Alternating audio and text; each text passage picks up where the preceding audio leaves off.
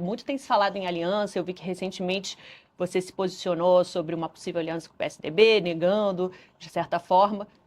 E aí, qual o caminho? Quer dizer, vocês não pensam em unir em prol de uma candidatura única da direita? Nunca, nunca. Eu vou unir com um homem fraco. Quem é fraco? Fraco, todos os outros três que estão concorrendo comigo são homens fracos. Flávio, né, dispensa apresentações, né? Ele talvez seja só homem forte do Vorcaro. O Zema puxa saco do Flávio. O Caiado puxa saco do Flávio. Quem é que vai ter coragem de enfrentar o crime organizado quando tem medo de tomar bronca de tia do Zap no Instagram por ter tido uma opinião contrária à família Bolsonaro? Eu não acho que esses caras sejam realmente brabos, né? Eles tentam, não, eu enfrento o crime, enfrenta. Então enfrenta o crime lá do Banco Master do Flávio. Né? Eu acho só engraçado isso. Então, minha pré-candidatura é melhor do que a deles. Então, se eles têm um senso de, vamos dizer, de vocação pública, apoiem quem é melhor. Eu sou mais inteligente. Diferente deles, eu sou presidente do meu próprio partido político. Então, eu não fico igual o Kassab, desculpa, eu não fico igual o Caiado, dependendo do Kassab. Eu não fico igual o Zema tomando pito do Partido Novo. Eu fundei um partido político. Eu não preciso puxar saco nem pedir autorização para ninguém. Eu liderei um impeachment contra Dilma Rousseff, diferente deles. Liderei o próprio Caiado no impeachment de Dilma Rousseff. Ele vinha se consultar comigo, ele ia nas manifestações que eu convocava.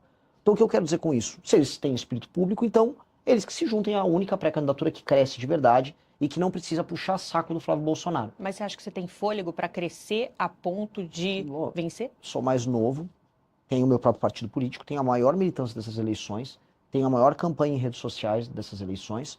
Então, sim, fôlego eu tenho. Tanto que, até respondendo nisso da sua pergunta, você falou, olha, você ainda perde pro Lula.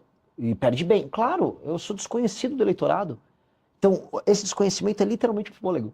Porque eu tenho, diferente deles, eu tenho espaço para crescimento. Minha rejeição é muito menor e meu conhecimento também é menor.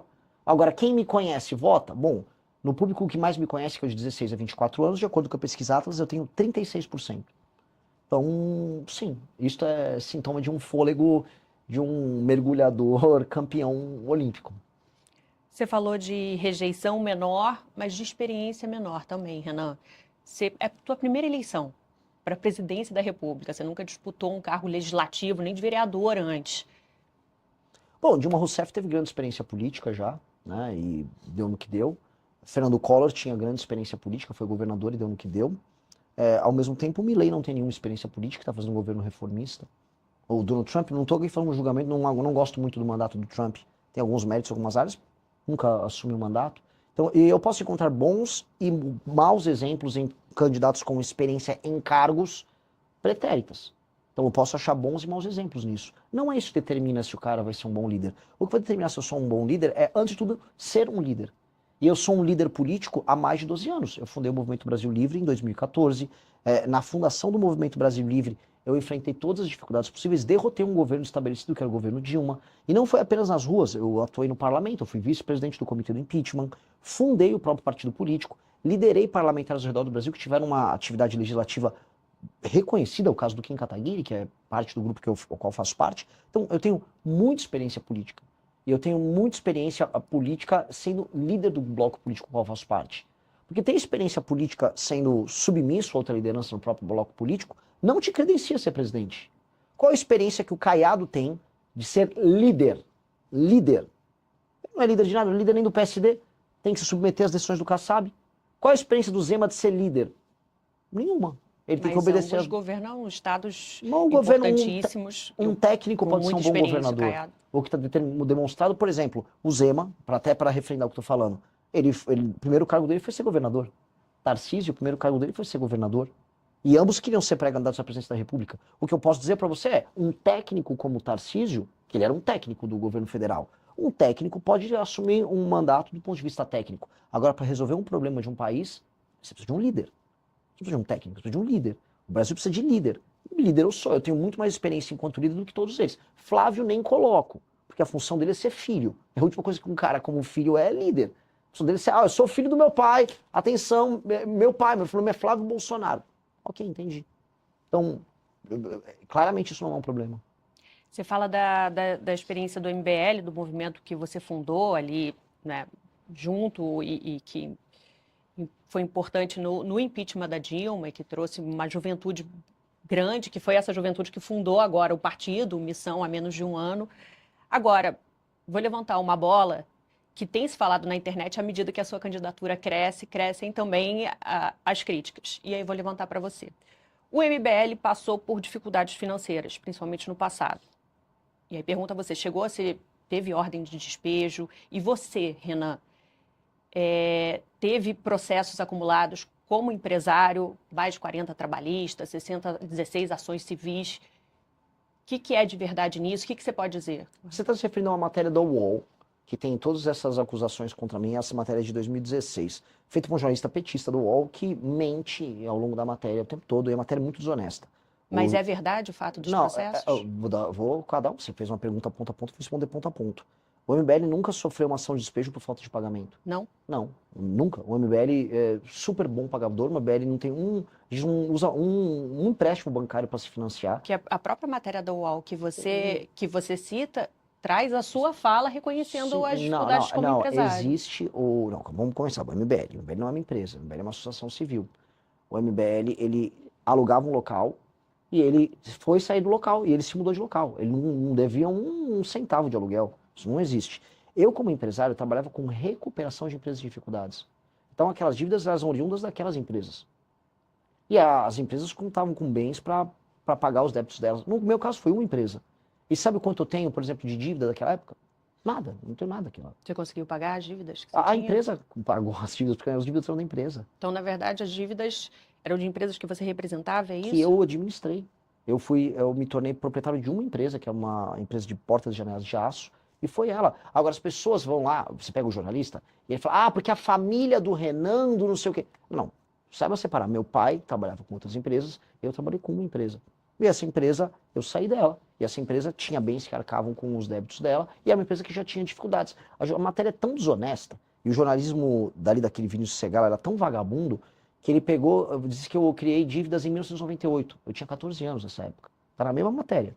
Tá até hoje nessa mesma matéria. Então hoje não tem esses processos que você conseguiu zerar. E os trabalhistas que a gente sabe que é uma dor de muito empresário. Tanto que eu coloco assim, eu não, em nenhum momento eu acharia deselaborador para mim ter qualquer débito em aberto.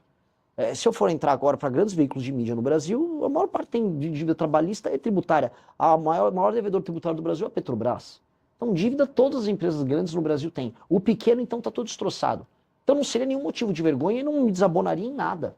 Agora, é que só não é verdade, entendeu? São aquelas meias verdades que são utilizadas para atacar. Então, hoje não é verdade? Não. Então, por exemplo, já sei uma matéria uma vez, falando que eu devia 60 milhões de dívidas tributárias. Cara, isso é mentira. Aí, passou uns anos, virou 5. Passou uns anos, virou 3. Passou uns anos, virou 1. Agora, se é uma matéria, acho que foi no Metrópolis, Renan está devendo 40 mil reais. Eu falei, 60 milhões. E nem é verdade dos 40 mil reais. Porque existe um problema, e é um problema que eu vou resolver na presidência da República.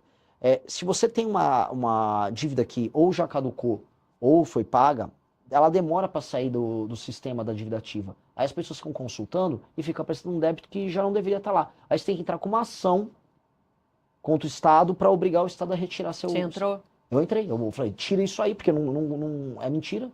Só que não só contra mim, contra qualquer brasileiro.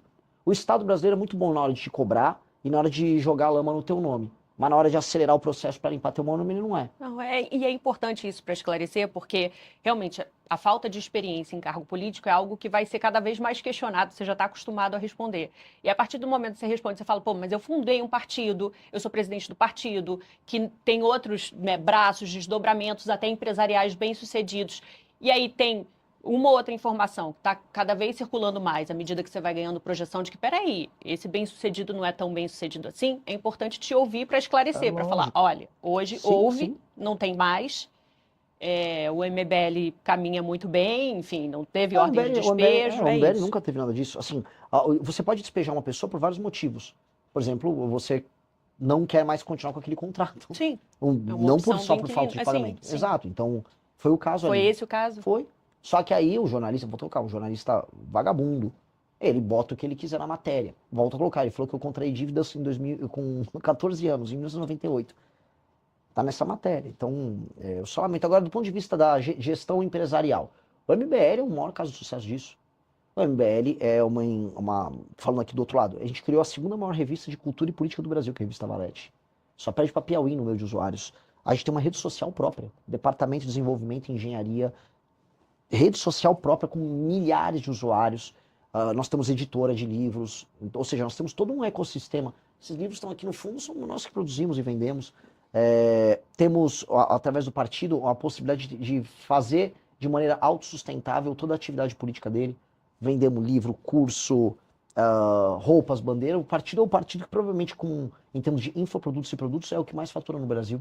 Então, em termos de gestão, a nossa experiência é de bastante sucesso. Perfeito. Dito isto, esclarecido, a gente vai passar por um bloco de perguntas dos temas quentes, temas do dia, e um dos temas quentes é um tema... Aliás, você está sempre indo nos temas quentes, mas é um tema que se posiciona muito claramente, é a escala 6x1. Fim da escala 6x1. Está avançando, chegou no Senado, a gente tem até agora uma publicação de um grande manifesto reunindo, você viu, entidades empresariais, representam 90% do PIB do país, colocando uma alternativa que é PEC 12 do trabalho flexível, contrária à escala 6x1, ao fim da escala 6x1, à escala 5x2. Como é que é a sua posição? Eu já vi que você se posicionou contrário a isso. Minha posição é que o que o governo fez foi vagabundagem. A palavra é vagabundagem. Assim, o Brasil ele é um país que ele está fora das cadeias globais de produção. E para a pessoa que não está nos assistindo, o que isso significa? Significa que se você vai fazer um carro, nenhuma empresa quer jogar os componentes do carro para aqui. Se você vai fazer um celular, os componentes não são feitos aqui. Por quê? Porque é caro produzir aqui. E se é caro produzir os produtos que o mundo consome, significa que nós não teremos empregos de qualidade aqui. Então, o Brasil devia estar focando, que eu vou focar no meu governo, em fazer reformas que aumentem a competitividade. O Lula não liga para isso. A lógica do Lula, você pode pegar um mapa eleitoral do PT, é obter votos onde as pessoas não trabalham. E é verdade. Não estou aqui fazendo uma declaração preconceituosa, nem nada. Onde você tem menos atividade econômica, onde você tem um maior número de pessoas dependendo de auxílios governamentais, a taxa de voto, percentual de voto no Lula é maior. O Lula é inimigo do trabalho e da produção. Desculpa cair no clichê de xingar o Lula disso e daquilo. O Lula, a vida inteira dele foi lutar contra o trabalho. A vida inteira dele foi essa. E aí as pessoas vão perder. Eu estou avisando, o nosso deputado Kim, estou avisando. Vocês estão caindo numa conversa mole. O brasileiro está passando por um arroxo, ou seja, nós passamos agora, está aumentando os juros, está aumentando a inflação ao mesmo tempo. O dinheiro vai ficar mais caro, os produtos estão ficando mais caros, os serviços estão ficando mais caros, e o governo está falando, e você vai trabalhar menos. Ora, se a nossa produtividade não aumenta, portanto, a quantidade de dinheiro que o brasileiro gera por hora de trabalho não aumenta, como é que ele faz para pagar essa conta? Ele tem que trabalhar mais. É por isso que, tá todo mundo, o cara tem às vezes um emprego 5x2 na semana e fim de semana faz Uber. A mulher dele, que às vezes cuidava dos filhos, tá tendo que fazer pudim, tá tendo que fazer bolo para vender, tá todo mundo tendo que ralar para poder manter algum estilo de vida. A classe média está sendo destruída. E a resposta do governo é, não, fica tranquilo, você vai trabalhar menos e vai ganhar mais. É mentira. É mentira, é um estelionato, é papo de vagabundo do Lula. E assim, qual foi a resposta da direita? Porque tem a direita, vai aquele Nicolas Ferreira, aquele patife Flávio Bolsonaro, volta com o governo. Volta com o governo. Que coisa imunda. Não tem coragem de se posicionar porque tem medo de perder voto. E aí nós nos posicionamos contrários porque o que o Brasil precisa é flexibilização nas leis trabalhistas. Que é exatamente essa PEC. Ela gera alguma flexibilização porque ela faz com que você pague por hora, mas aceitando que houve uma diminuição de jornada de 44 para 40 horas. Ok, diminui de 44 para 40 horas. Isso vai fazer com que o brasileiro tenha que trabalhar, vá trabalhar menos? Não! O brasileiro vai fazer bico por fora. Todo mundo que tem restaurante, e mesmo agricultor já está combinando de fazer assim, ó. Olha, eu não vou poder, eu vou precisar que a gente trabalhe no sábado e no domingo. Então contrata os seus caras, você fala para o vizinho, eles trabalham até tal dia e aí nos outros dias eu vou ter que contratar. Só que para quem eles vão jogar o custo dessa ineficiência? É no preço da comida, vai jogar para o consumidor, vai diminuir as margens, já está todo mundo atolado, o agro está com um surto de recuperação judicial agora. É isso que o governo propõe? Enquanto ele aumenta os custos de quem trabalha e produz, os juros estão aumentando, porque o governo não para de gastar mal, a inflação está subindo, a gente está indo para uma crise gigantesca. O Brasil, não entrou num colapso econômico lá naquela crise do governo Dilma, você lembra? 2014, 15, 16? Porque surgiu a uberização. Porque foi na mesma época que chegaram os aplicativos no Brasil, e aí todo mundo que perdeu o emprego pôde virar entregador ou pôde virar motorista de Uber. E aí milhões, porque pensa assim, são milhões de motoristas, milhões de entregadores. E o núcleo familiar dessas pessoas? Quantas dezenas de milhões de pessoas não foram salvas da pobreza extrema nos grandes centros urbanos por conta da chegada da tecnologia? Hoje, eles estão tentando, vamos dizer, sabotar até essa atividade E hoje, como eles evitam que o Brasil consiga gerar empregos de qualidade, eles estão jogando todo mundo numa mega informalidade. Não vai dar para ter todo mundo fazendo Uber agora. Não vai dar para todo mundo virar entregador. Ou seja, eles estão ferrando a vida dos mais pobres. E eles são irresponsáveis. Então, a nossa opinião é bem clara. Nós temos que flexibilizar as leis trabalhistas. E é flexibilização pagando por hora, deixando gerando concorrência nos sindicatos, porque o que vai acontecer? Se você tem um sindicato A, B ou C de entregadores, e aí um sindicato ele tem uma estratégia mais eficiente para representar um conjunto de entregadores, ele pode fazer as negociações patronais. Os Estados Unidos tem isso, várias nações têm isso. Aqui não, você tem que ter um sindicato que tem uma federação lá, uma dessas confederações sindicais, que controla ele, ela faz os negócios que ela faz com as grandes empresas dela, porque todo mundo sabe, elege os deputados que ela precisa eleger, especialmente pelo PT, e não liga pro resultado do sindicalismo dela. Veja só, eu não sou contra sindicatos, eu tô falando aqui, tem que ter mais sindicatos concorrendo entre si, e paralelamente o trabalhador faz o contrato dele do jeito que ele quer fazer. E flexibiliza. As experiências internacionais vão todas na linha de quem flexibiliza, gera mais emprego e gera mais renda. Então, é o que nós temos que fazer.